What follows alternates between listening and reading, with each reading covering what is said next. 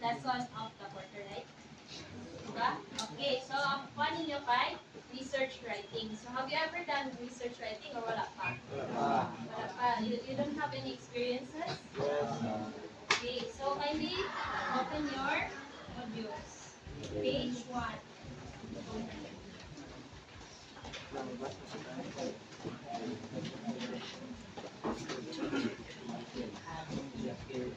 Okay, so unsa man day kuno na ang research paper? Do you have any idea, miss?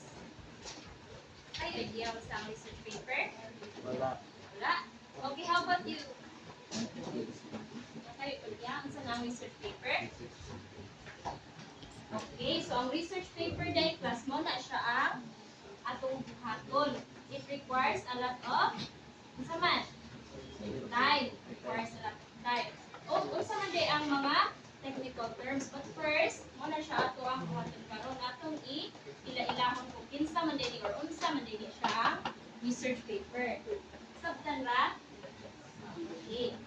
So first, unsa man din ang technical terms? Have any idea? How about you, miss? Wala? Unsa man din ang technical terms or words?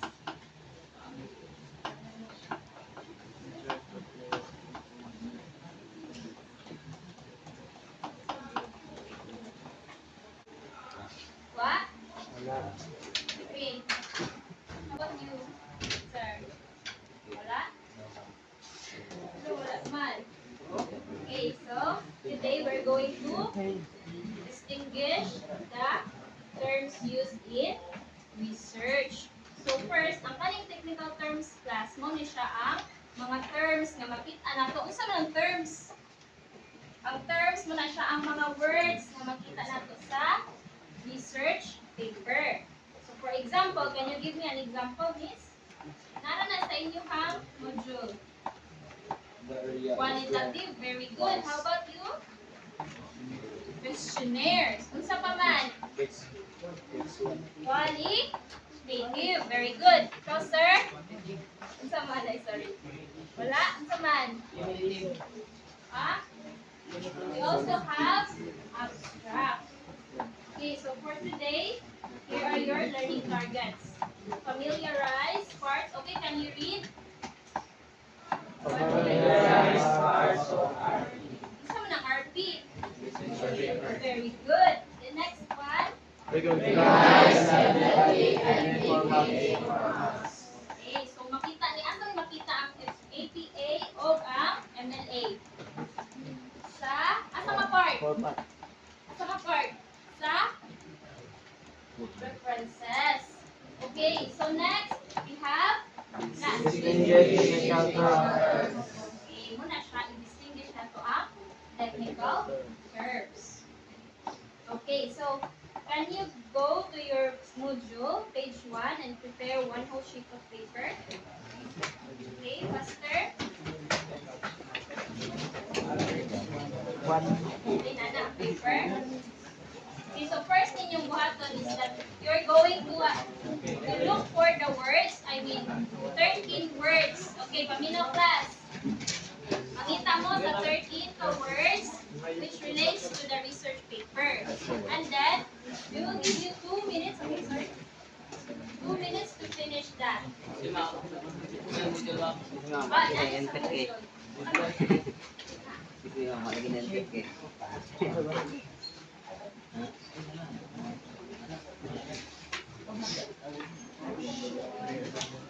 Okay, so, ready na? Okay, write your names.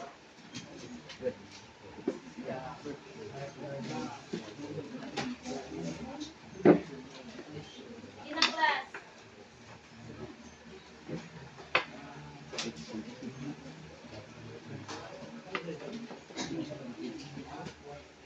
Okay, na, start na na ang timer.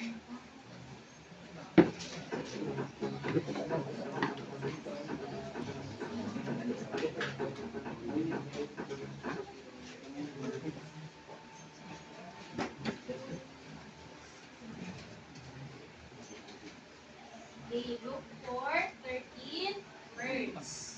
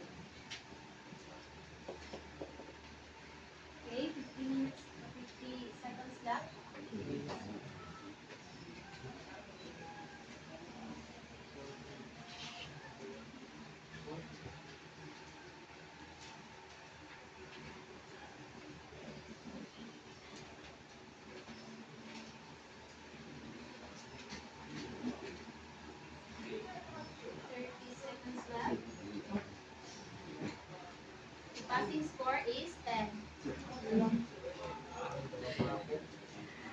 Okay, faster class.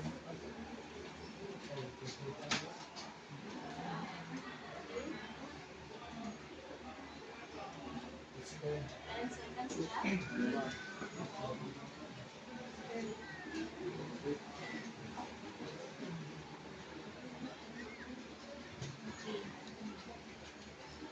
Buttons up. Ano na? Okay. Laman kami dito. Okay, 1 minute lang. Go.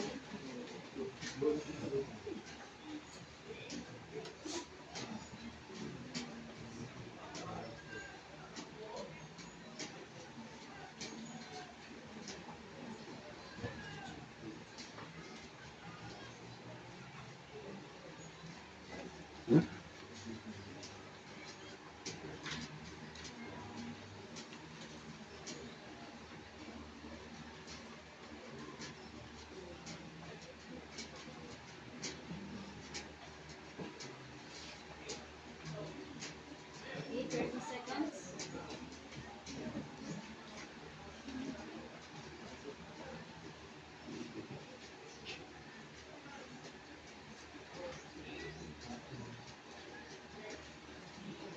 Fifteen seconds left.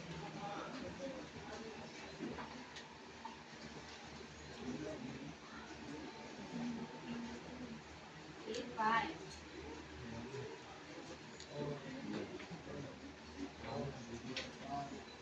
Okay, opens up. Okay, 1, 2, 3. Good night, exchange papers. Okay, let's start checking. Okay, unsa man ang first ninyo nakita? Okay, quantitative. Number 2, qualitative. Next, abstract. Number 4, Survey. scope. Okay, number 5, questionnaire. Number 6, okay, another.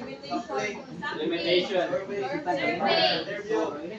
Okay, and we also have conclusion analysis. Okay. So, atong balikon, qualitative, quantitative, abstract, scope, questionnaire, sampling, participant, survey, interview, of references, conclusion of appendices. Okay, who got that? Who got that about? Okay, very good. So,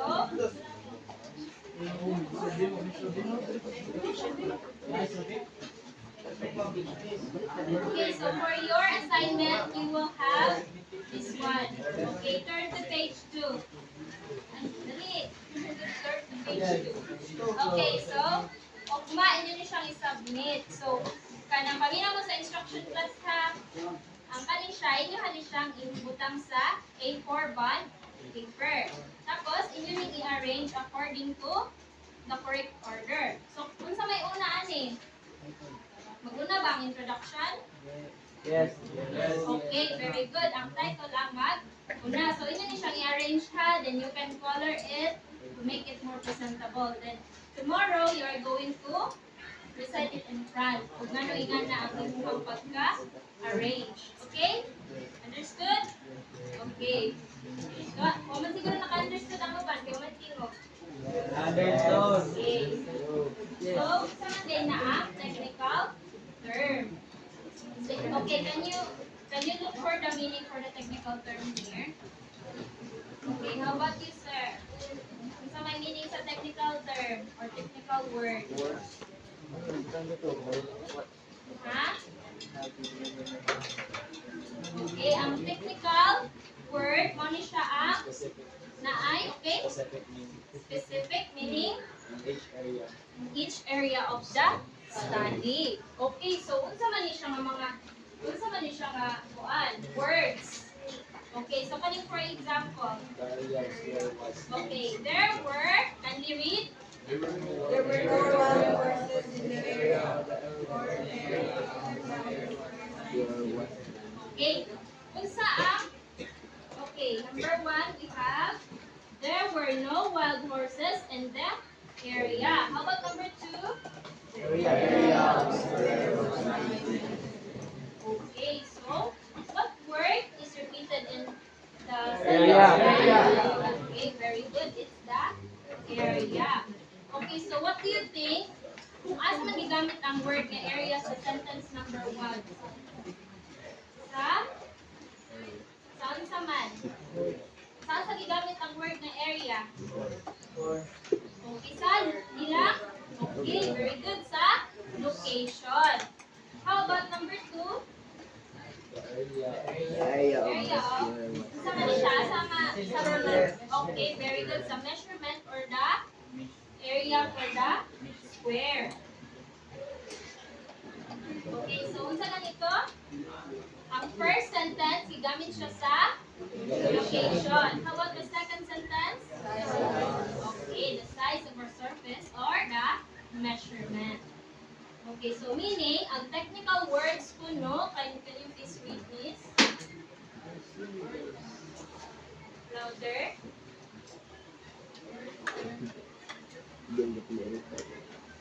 Okay, unsa yung gingon, miss? Technical terms.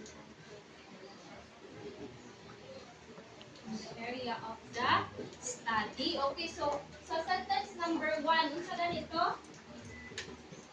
Ang sentence number 1 kay location man no, gigamit ang word nga area sa location. Tapos ang usapod ka nga area kay sa measurement. Okay, so ina na siya ang technical terms or words. Gigamit nato siya ang usa ka word, gigamit nato siya sa different context. May natag context tas mo na siya ang situation. Diba sa situation 1 or sa sentence 1 gigamit siya sa location.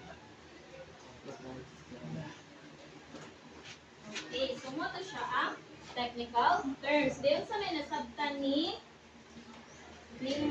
Sa may nasabtan nimo sa technical terms. Sa yung answer? Ha? Okay, so unsa man ba? Unsa man ang iyahang gusto mo sagutan ng technical term? Sige, unsa man? Okay, can you help, miss? Can you help? Unsa gani ang technical terms or words? Ha?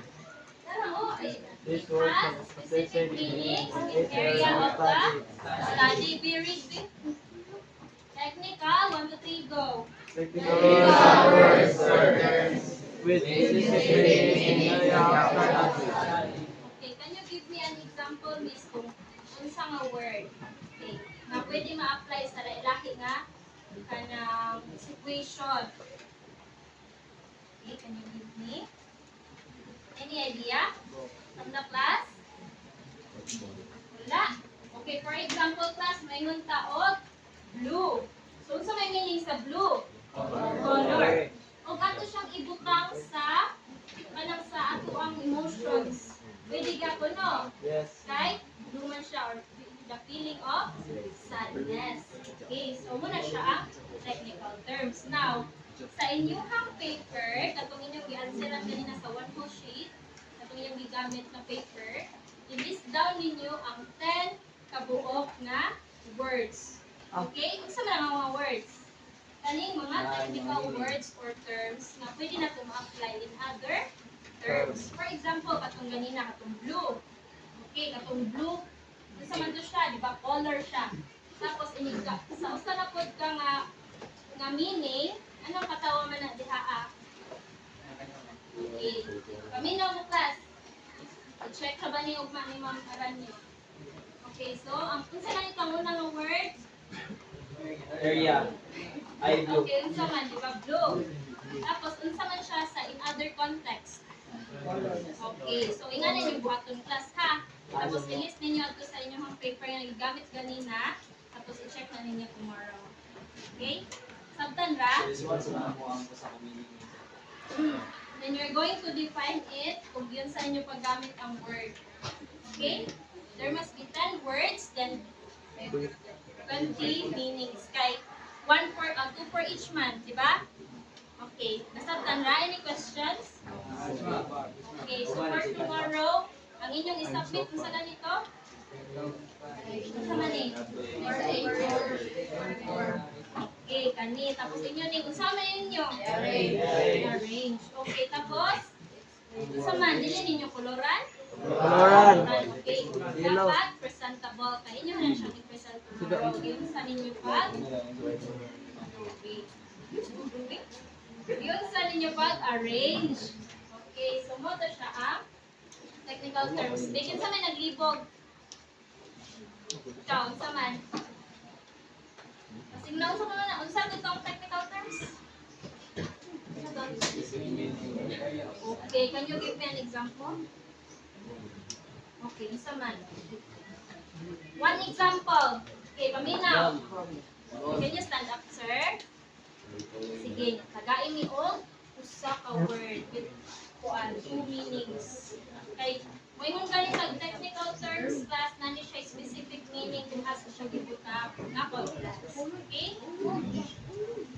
Ikaw. Kinsa may mo help ni kuan? Limbo ba? Kinsa man? Limbo. Ha? Limbo. Obe. Dali, stand up. Sige, unsa man ang imuhang mahatag na technical word? Ha? Orange. Tapos, unsa man sa lain na context? Color Dili lang ka mag-stick sa color class. Moralita, may Fruit lang you. siya. Tapos sabag, tapos color. Color. Ang sa Color. fruit. Yun sa man paggamit sa sentence. Orange. Yun sa man. Ikaw, sir, yun sa man iluha. Yun sa paggamit sa usa ka word. Lang? Yun sa paggamit. Okay. Can you give me an example, sir? Ha? Virus. Okay, so unsa man ang virus? Ang first sentence. Mhm. David got infected with a virus. Very good. So, ingon na siya class ha. Maghatag mo og usa ka word, tapos inyong i-define kung asa siya gigamit nga context. Nasabtan ra? Okay, what's the time? 5:04. Oh, okay. 10:54. Okay, so pwede na mo mag-start sa inyong kuana na kung napamamay free time, di ba? Kaya 11:15 na naman. Okay. Nasabtan na bang ha? Make it colorful, then presentable plus ha. Kaya basta inyo kung color, di ha. Kaya basta lang. Okay, so inyo na i-present tomorrow. So that would be all for this meeting. That would be all for this meeting. Goodbye and thank you, class. Good. Good.